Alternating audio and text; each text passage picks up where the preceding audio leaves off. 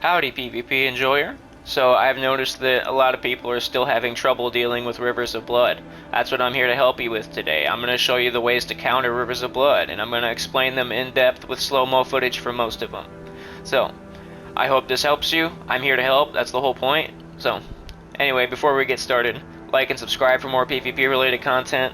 I make build videos, invasion videos, guide videos, and a bunch of other PvP related stuff. So, if you're into that, stick around. And dislike if you dislike it. So this abomination you see here is my lovely assistant, bsmiff. He's gonna help us demonstrate today. Okay, so the first and most obvious way to deal with Rivers of Blood is to parry it. Despite what you may believe, you can reaction parry it. It's actually very easy. See, as soon as you see the weapon art animation start, you would hit L2 to parry. Here, I'll show you.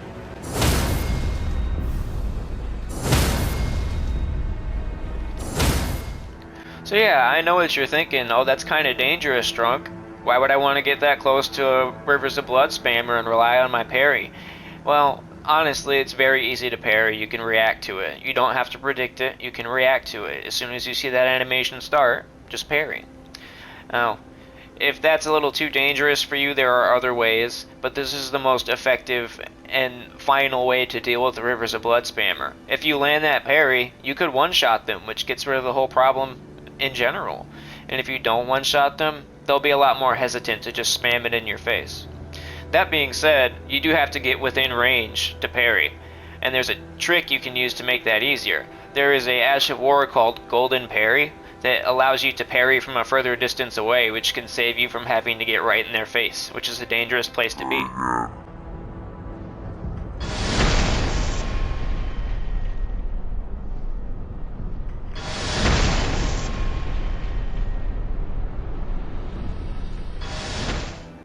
So there is one final way to parry Rivers of Blood spam.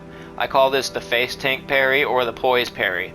Essentially, if you have enough poise, the first two strikes on that Ash of War will not stun you, so you can just parry the second two. Because Rivers of Blood is 5 strikes, it goes 1, 2, then 3, 4. They come in 2 sets of 2, and then a final one. So if you poise through the first 2, you can just parry the second 2 out of it. Even if you can't poise through it, you'll get staggered by the first 2, but you can parry right out of that stagger to get them on the second 2. So even if you miss the first 2, you can still parry the second 2 out of it. So anyway, I'll show you that real quick.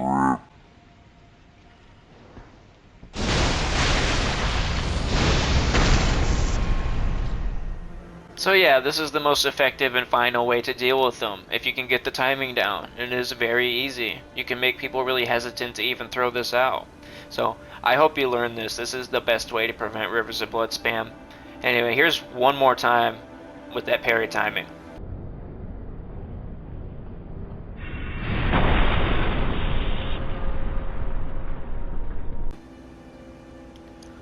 Okay, now, if you dual wield Colossal weapons, if you use your jump attack while they're spamming the Ash of War, you can jump right through it and hit them for big damage.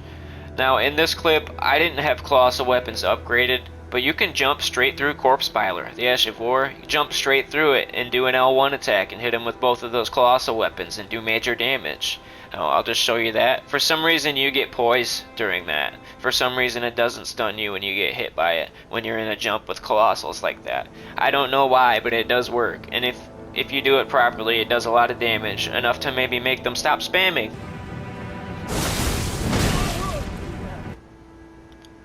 So there's one more big tip I want to show you with avoiding Rivers of Blood spam, or surviving it.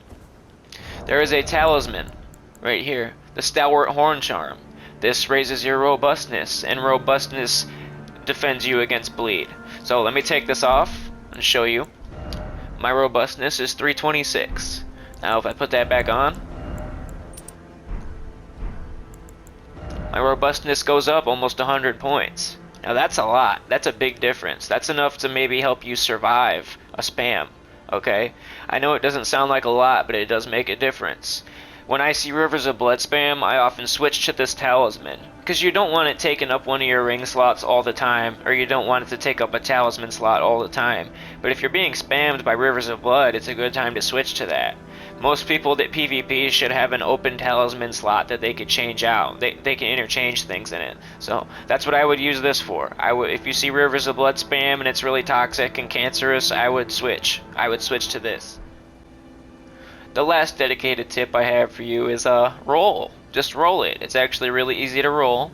The trick is you can't panic roll, okay? You have to wait till you see that animation. And then you have to pace your rolls. You can't just spam roll. Like, say the first 2 slashes come at you, you need to dodge those perfectly, and then wait for the second 2, and then dodge them. I'll show you how, just so you know. And you need to roll backwards. Never roll forwards or to the side. Roll backwards out of it, okay? That's the only way. I tested this. If you roll any other direction or at any other pace, you will get hit. So, just do what I do here.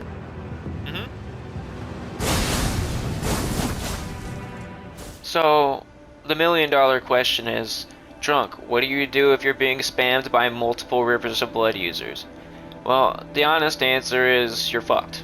You're pretty much fucked. You're the most fucked you've ever been. Okay? It's basically all 3 of them can just spam in 3 different directions or from 3 different sides all around you, and there's really nothing you can do. That is the definition of a blender. When people are spamming more than 1 Rivers of Blood, it's almost as bad as multiple Moonveil spam. There's not really anything you can do about it. Besides, the best thing you can do is be really slippery and stay out of the way. Just stay as far away from them as you can, okay? Try to let them run out of FP. I know that's probably not going to work, so try to get them separated. Try to somehow separate them from each other. Lead them to the mobs. Lead them to the enemies. Do something to get them apart. Because if they're together, you can't do shit. You literally cannot do shit. I have tried this. I've tried dealing with this. It doesn't work. So get them separated. That's about your only option. Either that or be slippery as fuck. Alright? I have some closing statements for you guys. All of these work. All of these are the best ways to deal with Rivers of Blood. But there's something that's kind of universal. If you have something more cancerous than Rivers of Blood, like say Glintstone Pebble, or something that's even worse, you can probably out-cancer them. You can probably do it better. You know, be toxic better. Use something that's even more broken, is what I'm saying. And there are a lot of Ashes of War that are very strong and can outrange Rivers of Blood. I can't show you all of them, but there are a lot of Ashes of War and spells that you can just point blank a Rivers of Blood user with, and you will do more damage than them. The thing that makes Rivers of Blood so deadly is the cone of damage that comes out in front of the person using it. It's like a cone. If you're in that cone, you're fucked.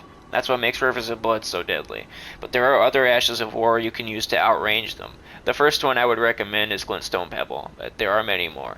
So I would recommend looking into those because if you have something like that on standby, it can really help. Anyway, that's all I got for you guys. If you have any questions, let me know. Like and subscribe if you like this type of stuff, dislike if you dislike it.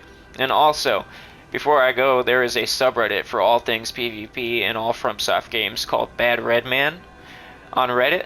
It's basically just a subreddit where any and all things PvP go, and you are welcome there if you're a PvP enjoyer. So, I hope to see you there. Alright guys, good luck out there, good hunting.